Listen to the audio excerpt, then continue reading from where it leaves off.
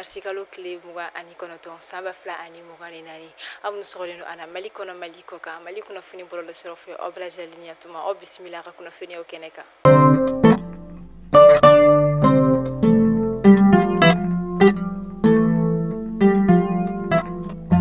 funi damnela bi kasangani anga jamana furace fanga nyema ka wili ka joyo colonel Assimi Goita aka adamadiya deme okumu konnala mimi do sungalo koni okumu konnala o kama muso ce sabagato bakele boyanku femi bolo fen koni tarakadi olude koni mabama ko faba konnala asigida woro kelengele na beladira la mi koni metaloke malo boro sugoro boro fota se tulu bidon aleni makoroni boro oni bolo fen chama wero olu o adamadiya deme kele okumu konnala opération Ramadan mimi ka ke mouvement ambi ko feni o Fatmata Batul Nyan aleka jokuli akele ko fe ka bolo fe chama ko ni takadi police muso munu ko ni che olu tanyana faso bara ko ni na o ko fe de me ku flala ko ni tarakadi femi gardi nationali olu muso la ka munu ko ni che o tanyana fo ta si gendarmerie fana ni o gendarme la ka fana muso munu fana che olu tanyala ni bolo fe ko metalike bolo fe ke me flala mimi na kla kebe keme femi ka ro ka fo ni bolo fara fla ko ni ma olu ni nyogonche ni bolo fe metalike sukoro tulu malo nono alini anyogona chama Alliance du 22 septembre faso joka o ma ko ni koko ujate mina oni uga ko lachulu ko ni aye ka fo mado ko ni wulle no ngani anyumante ula ko sobeka faso de kon kelegele na faso kon na ani faso ko kana ka olu ko ni nyoro ki wali maka kuna fonia koloni kuna fonia juko ko ni do o akilla kasanga ni femi franche fanga ko ni bani ko ni o ye transition o ko ni manunu ko ni mekani wali anu ke ka ujigida femi décret 0335 de ko ni kami sigira sinka le 6 juin 2022 min koni kumbe femi franche fanga koni ba wakati oyira nga femi kasangani février kalo kile muga ani duru temene samba fla ani muga ani fla o décret koni yelemala wa o ko fe kasangani anga jamana sharia kise koni fali wali ma sharia blon fale lieni o nouvelle constitution kegrene article mimbi o koni o 190 alinéa 1 min koni me kaira kafo ko fanga mi koni me sena o beto sena fo kata se fanga kura koni sigili o ma o kama ni manu koni ko ku ubanyi ni kafo mamu me kani kuna foni kolondi uka adabla wa moshikana ni kuma no la meka barakena kadaka transition wulili ko kuma o koni débat fude na fate débat mina kadaka o masifolo wa ku fana be folita kanyeshi anga jamana franche fanga ma uka wulika jonu ka baranyuma ona kadaka usigi wakati anisi sanche usera ka baraba chamake ani kala yini chama koni ke mawera koni miyate mina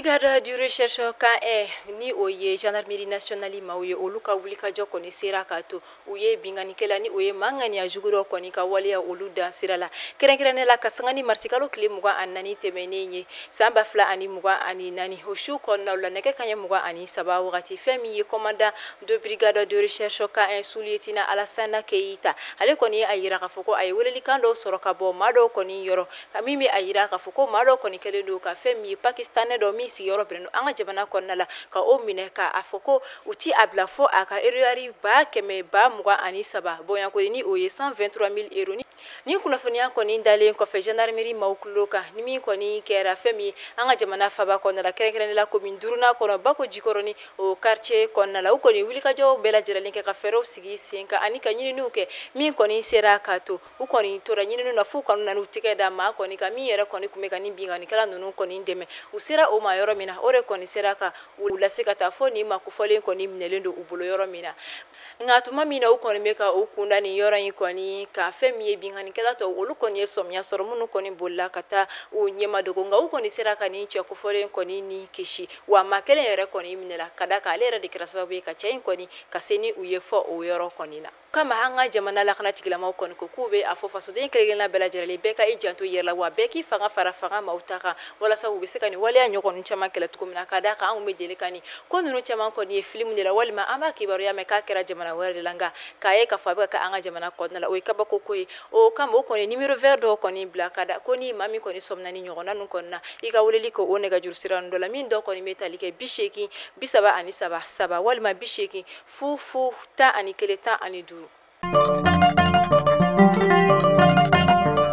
ni ni kɔni kɛra nisɔndiya koba ye kosɛbɛ mina ka sigibagaw bolo ka da ka u kɔni na fiɲɛ bɔda sɔrɔ baloko ta fanfɛla la ka da ka u kɔni ye ni laɲini kɛ a bɛ wagati caman bɔ nka u ka laɲiniw kɔni sabati la an ka jamana fama u kɔni ye fɛɛrɛw sigi sen kan ka se ka camion 50 bɔyanko min kɔni falen don fɛn min ye balofɛn na ni o bɛ tali kɛ malo sukoro nɔnɔ te ale ni fariniw na ka o bila ka taa menakakaw olu fɛ yen nɔ ni camion kɔni sera menakakaw olu fɛ yen nɔ ni an ka jamana famaw kɔni ka bilasiralen fo ka taa se u seyɔrɔ la ni kɔni kɛra nisɔndiya koba ye ni yɔrɔ sigibagaw kɔni bolo ka da kan u ye laɲini a bɛ wagati caman bɔ wa a laɲini kun tɛ dɔwɛrɛ ka se ka nin fɛn ninnu bila ni o ye balofɛn ninnu ye menaka sugu kɔnɔna la ka se ka feere sɔngɔ la fasoden kelen bɛɛ lajɛlen walima menaka sigibaga bɛɛ lajɛlen bɛ se k'a sɔrɔ nɔgɔya la cogoya min na ka sɔrɔ a ma kɛ ni gɛlɛya ye nin balofɛn ninnu kɔni jigiyɔrɔ la fɛn min ye Sidi Barkani o kɔni société civile de menaka o comité président kɔni ye ale a kumara a ye a yira k'a fɔ ko nin ye nisɔndiya koba ye olu bolo kama u bɛ foli di fɛn min menaka jagokɛla bɛɛ lajɛlen ma fo ka taa se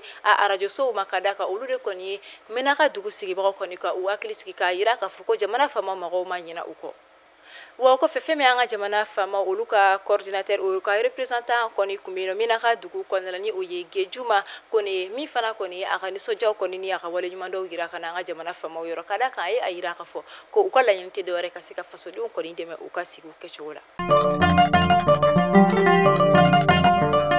An ka jamana chef état-major de l'armée de terre ale kɔni tile 3 senna bɔli kɛ ka taa Tɔnbɔkutu dugu kɔnɔna la a ka nin tagama in kɔni kun tɛ dɔwɛrɛ laɲini tɛ dɔwɛrɛ ka se ka taga a ka cɛdenw kɔni ka baara lajɛ u bɛ ka baara kɛ cogoya min na kɛlɛda kɔnɔna ani fasodenw ka lakanako cogoya kɔnɔna laɲini minnu bɛ u fɛ ani ka se ka fɛɛrɛw sigi sen kan walasa baara kɔni tɔ kɔni bɛ se ka jidi u bolo cogoya min na. Général de brigade Haruna Samake a ka nin wulikajɔ kɔnɔna la a kɔni ye fɛn min ye lakanako ta fanfɛla a ye sinsin o kan kosɛbɛ wa o kɔfɛ a ye sennabɔli kɛ ka taa MINUSMA maaw ka base kɔrɔ minnu kɔni tun bɛ Tɔnbɔkutu a y'i ɲɛ da o yɔrɔ kan fo ka taa se an ka jamana faamaw fana ka base o kɔni ma o hukumu kɔnɔna la a kɔni ye suntigɛba labɛn min kɔni kɛra ani fɛn min ye finitigilaka tɔw min hukumu kɔnɔna la u ka se ka sigi ka kuma ani ka se ka ɲɛfɔli caman kɛ ɲɔgɔn ye wa o kɔfɛ a kɔni taara bɔ fɛn min ye Tɔnbɔkutu ale ni Tawudeni o gouverneur la min yɛrɛ fana kɔfɛ a kɔni ye sennabɔli kɛ ka taga fɛn min ye Tɔnbɔkutu ale ni Gundam o maa ɲɛmaw laadalatigi ɲɛmaw ani faamaw kɔni ka taa bɔ olu la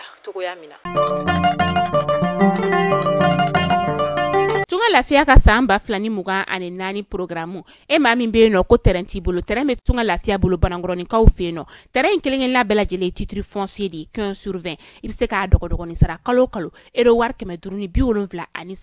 awɔ euro wari 573 fo san kelen o kɔnɔna la walima euro wari 380 kalo 18 kɔnɔna la terrain yɛrɛ musaka ye sefa wari $4,100,000 ye n'i tilala terrain sarali la terrain papier ale bɛ kɛ i ta ye e maa min fana bɛ yen nɔ ko terrain b'i bolo i bɛ fɛ k'a jɔ a musaka bɛɛ t'i bolo yɔrɔnin kelen i bɛ se k'i sen don tunga lafiya ka tɔn na ni o ye pari ye n'o ye sojɔ tɔn ye o tuma la san 2024 tɔgɔ sɛbɛn olu daminɛna villa simple ale ye $26,000 ye a tɔn wari ye euro wari 580 ye étage duplex ale ye $42,000 ye a tɔn wari ye euro wari 780 ye n'i bɛ fɛ ka i tɔgɔ sɛbɛn a wele an ka nɛgɛjuru sira la e maa min fana bɛ yen nɔ ko appartement ka di ye tunga lafiya bɛna appartement kɛ Banankɔrɔnikaw fɛ yen nɔ appartement sɔngɔ ye $24,000 ye i bɛ se k'ale fana dɔgɔdɔgɔnin sara euro wari 720 fo san 4 o kɔnɔna la awɔ san 4 tunga lafiya nana tungaranke olu lafiyali kama o tuma la an ka nɛgɛjuru sira a y'o banba 00223 72 18 42 47 walima 00336 41 94 03 80 tunga lafiya ka laɲini ye fɛn min ye maliyɛnden minnu sigilen bɛ jamana kɔ kan u bɛɛ ka se ka so kelen-kelen sɔrɔ ba Maliba ale kɔnɔna la. Durée commune urbaine mairie adjoint sabana ka sanga ni masikalo tile 26 tɛmɛnen ale kɔni ye fura dɔw kɔni di fɛn min ka dɔ ka fɔ Durée kɔni CESCOM ma kɛrɛnkɛrɛnnen la min kɔni bɛ Darsalamkaw fɛ yen nɔ min yɛrɛ kɔni wari kasa bɛ ti jɔ fɔ sefa wari 100,000 bɔyanko la ni kɔni dɛmɛ dira fɛn min ka dɔ ka fɔ direction régionale de la santé de Tɔnbɔkutu maaw fɛ walasa ka se ka nin yɔrɔ sigibaw kɔni dɛmɛ cogoya min na furako ta fanfɛla la. Denbaya 200 bɔyanko minnu kɔni bɔra u sigiyɔrɔ la ka sabu kɛ ni kɛlɛkow kɔni minnu bɛ Bamakɔ faba kɔnɔna la ni wagati in na olu kɔni ye balofɛn dɔw kɔni sɔrɔ min dɛmɛ dira olu ma ka bɔ an ka jamana faamaw kɔni yɔrɔ walasa ka se ka o dɛmɛ u bɛ se ka sunkalo kɔni latɛmɛ cogoya min na o balofɛnw bɛ tali kɛ malo tulu ale ni sukoro bɔra olu la. ameta masina ko feno ni wagati na ni alebe seku region konina femi karo ka fo masina cercle kon la femi sescom ta ani fla febino ayira la ka fo ko ambulance ko ni sescom nunu shila bana bagato gele minu koni mina ni sescom nunu kon na munu koni kanga blagata laptan so baw koni da gele abari do kosobe uwese ka laptan so nunu koni la soroto kamina kada kan femi karo ka fo ambulance koni te ubulo kabini novembre kalo klemu ko ani worote meni samba fla ani mu kon saba kasangani ba magachu koni ka bulika ukoni tarani febie masina sescom nunu koni ka ambulance bela jirale koni kabini odon kana bila ambulance konte ubulo wa o yere fanate abani sirami koni me ubla kata fo dugu koni laptan so barani oye sego region yere kon laptan so baye bamagachu koni keleno ka osira do fana koni mine mi yere kon ukele manti ka femi ka fo o yoro ko fole nunu fana la soro ni koni ye kamana gan ko baye ni yoro sigi ba obulo mi kon na wole bla anga jamana la kana tigila ma fere kasika soro o la sino oye de kumbaye o yoro ma Jacob Soumani ale koni shibe sambi shegi ani kele mboyan kulani ale koni Congrès national africain ni o ANC koni o nyamine bagaye wa o kofe akoni me fangala ika donc afo aka jamana kuna abe santa mboyan kobo nga akoni yela ka fo ale to koni mbora jamana nyama siki kala filikura la mi koni bro dallo ka beni me kalo na ta samba fla ani mo nani kunungo marsikalo kile mugo anshegi samba fla ani mugani saba sungalo okumu konnala anga jamana dong de la demsen mi beni bela jolembe ale doni se douche ale koni suntike baro koni labe afeno sunagari mi okumu konnala ay wele bila ajenyo koni akanu bago bela jirale oluma amanga bi kuna fune okunche fait divers konnala kabako kodonga ate bali kake ni chokoroba do minale koni la sigla kana aka jamana konnala namse gafo rapatrier la kabini okera hatara sigi aka dugula mina hatara sigini adion koni chela yenonga kabini ko ke koni wakati nga kabini ko ke koni yoro koni chogoya yele bana chokoroba koni bulu mini akoni kumana dimi o dimi akoni be femi kafo adion koni bulu fe akumi koni be olu koni deche dala kabeni adinga do koni boli forula odana soro fake koni be ka abulu fe no koni deche mi koni metalike akatele ni fe worola akumara fache fe ko fache koni ka dabla minye ayira la kafoni amabo ale kuna abe bere da dinga yere de koni kuna okera mi ke hale dimina ka sigi kata anokoro la kungo koni la tara kuma mi koni nyefo abalima ke nyena okele ko fa usigle kana so o dugsaje ka uto so madaraka duna chokorba koni willa adeli ko korola tuguni mi nyela aye bereta ka adinka koni chili damne mi kera ka dinga kelen totoy o fana bere mine fake bulu ka fache ere koni sebe goro buko ko so be mi koni na fache yurila ki da ola koni fake koni ta ka ala don so kono mina utala furula nga usigne ko fe ka bo furula ula fe una na soro uka du koni falindo jama chamala mi koni senfe uye adon ka fo ko bukoli ko dima ku chokoroba la ni chokoroba yere koni tera ni wali an bela jiralen koni kera novembre kalo samba fla anitani kononton wakati kasangani anga jamana sharia kisembe ni uye article 199 alinéa 4 du code pénal o koni beni wali koni nyangi an wakati mina iko sisa dingen yere shibeta sa binani boyangola ale koni nyangi la mi koni na akoni mina do kasola aka kaso nyangata koni obina talikeni anga jamana article 199 du alinéa 4 o koni ni oyibibo femi karo ka fo code pénal konnala